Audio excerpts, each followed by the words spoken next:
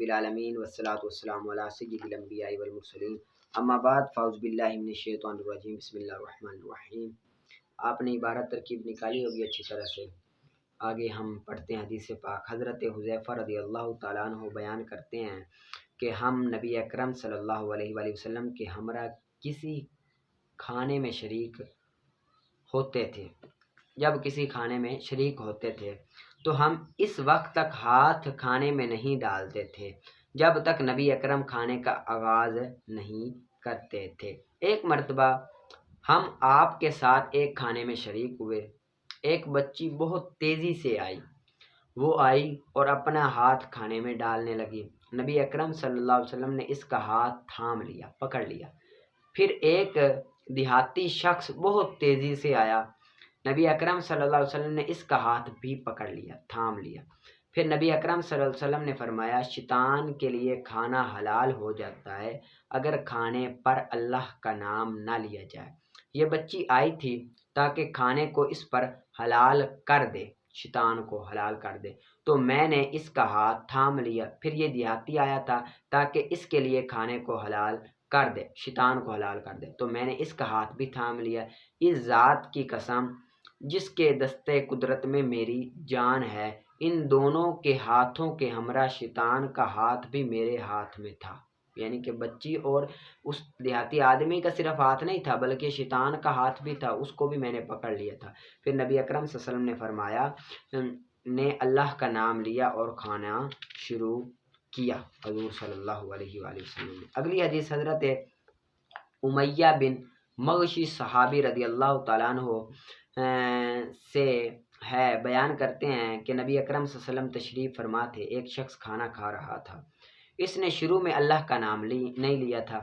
जब एक लुकमा बाकी रह गया, इसने वो मुंह की तरफ ले जाने की तरफ उठाया तो बोला, अल्लाह के नाम से बरकत हासिल करता हूँ और इसके शुरू में और आखिर में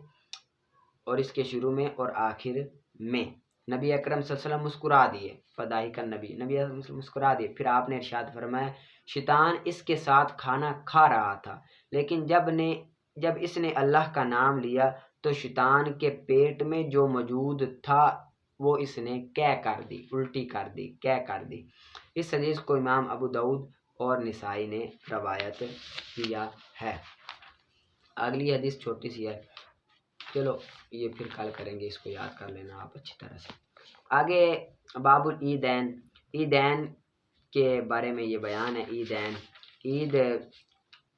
ईद दैन ये तस्निया का सीगा, इससे मुराद ईद उल फितर भी है और ईद उल अज़हा भी है, जिसका माना लौटना इसका माना है। क्योंकि इन दोनों में ना, ईद उल फितर ईद उल अज़हा में अल्लाह ताला की नेमतें इंसानों की तरफ लौटती है और ये दिन बार बार खुशी के साथ आते हैं, इसलिए इन दोनों को ईद कहते हैं। आगे ईदैन सलातुल ईदैन वाजिबतुन, ईदैन की नमाज वाजिब है असा कौल में उस शख्स पर जिस पर जुमा वाजिब है, उसकी शराइत के साथ, सिवाय खुतबा के। खुतबा वाजिब नहीं है। जिस बंदे पर जुमा वाजिब है उस पर ईद की नमाज भी वाजिब है, खुतबा वाजिब नहीं है। बस सही है इसको छोड़ना गुनाह के साथ, माल इसाती गुनाह के साथ, यानी कि छोड़ना जाए तो लेकिन गुनाह है, मकरूह है। जिस तरह के अगर मुकद्दम किया खुतबे को ईद की नमाज पर खुतबे को मुकद्दम किया तो भी गुनाह है, छोड़ देना तो भी गुनाह है, लेकिन शर्त नहीं है। जो शर्त होती है वो मशरूत से मुकद्दम होती है। तो खुतबा जो है वो ईदैन के लिए शर्त नहीं है, इसीलिए मुकद्दम नहीं है, मुअक्खर है। यानी कि ईद की नमाज पहले होती है, बाद में खुतबा होता है, और जुमा के लिए खुतबा शर्त है, इसीलिए शर्त मुकद्दम होती है मशरूत से, जुमा बाद में होता है। ठीक है। और मुस्तहब है फितर में, ईद उल फितर में 13 बातें मुस्तहब है, 13 चीज़ें मुस्तहब है। ये कि वो खाए, और ये कि वो खाए खजूर को वितर अदा दें, ताक अदद में खजूरें खाए। ये ईद उल फितर के लिए खाना ये मुस्तहब है, यानी कि फजर के बाद और ईद उल फितर से पहले बंदा खाए, ये मुस्तहब है। ईद उल अदा के लिए मुस्तहब नहीं है। और गुस्ल करे वयस्ताक, और मिसवाक करे, वयततय्यब, और खुशबू लगाए, और पहने अच्छे कपड़े पहने, और दे सदका फितर, اگر واجب ہے اس پر، اگر صدقہ فطر واجب ہے تو وہ دے، اور خوشی کا اظہار کرے، فرح کہتے ہیں خوشی کا اظہار کرے، والبشاشتو،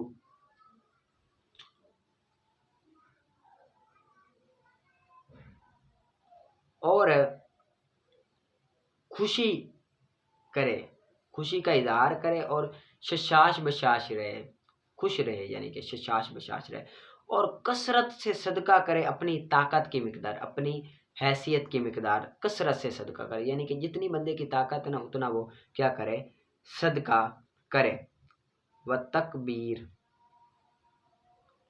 اور تکبیر کہے، وَهُوَ سُرْعَةُ الْانْتِبَاهِ وَالْإِبْتِكَاءِ، اور صبح سویرے سویرے جاگے، سورہ کہتے ہیں جاگے، وہ صبح سویرے سویرے جاگے، وَهُوَ الْمُسَارَعَةُ إِلَى الْمُصَلِّ، اور عیدگاہ کی طرف جلدی سے جائے، عیدگاہ کی طرف جلدی سے جائے، عیدگاہ کی طرف جانا یہ بھی کیا ہے، مستحب ہے۔ 13 چیزیں آگے نکالیں ہدایت اللہ کا۔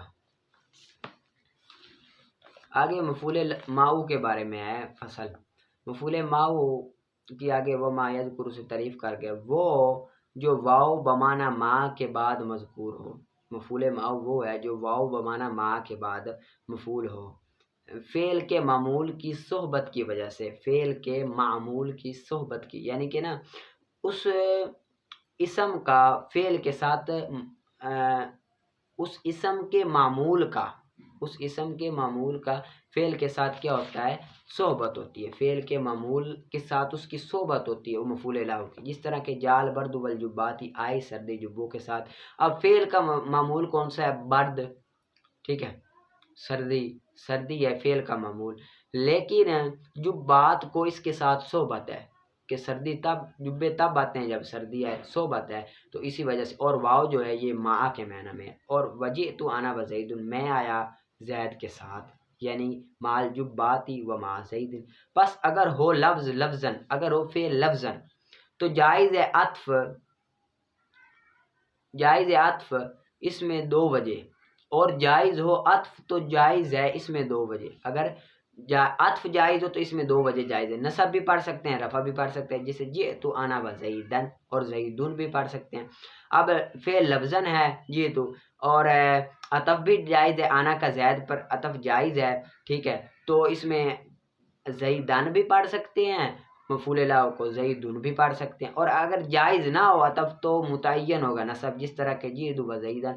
اب ضمیر کا زید پر عطف نہیں ڈال سکتا، اسی وجہ سے زیدن منصوب پڑھیں گے، اور اگر ہو فعل معنی لفظاً نہ ہو اور جائز و عطف تو متعین ہوگا عطف، تو متعین ہوگا عطف، یعنی کہ عطف کی طرح اس پر اعراب ہوگا، جس طرح معطوف کا ہوگا اس طرح مطوف علیہ کا بھی ہوگا، جس طرح معطوف علیہ کا ہوگا اس طرح معطوف کا بھی ہوگا، جس طرح کہ مال زید و عمرن، اب عطف بھی جائز ہے اور مانن ہے، لفظاً نہیں ہے، زید امر کے ساتھ آیا، ٹھیک، اور اگر نہ جائز ہو عطف تو متعین ہوگا نصب، جس طرح کہ مال کا و زیدن، ٹھیک ہے۔ اب یہاں پر عطف زید کے ساتھ، زید پر جائز نہیں ہے تو اسی وجہ سے نصب ہے۔ وما شان کا امرن، کیونکہ معنی، کیونکہ ان کا جو معنی ہے نا، میں آیا زید کے ساتھ،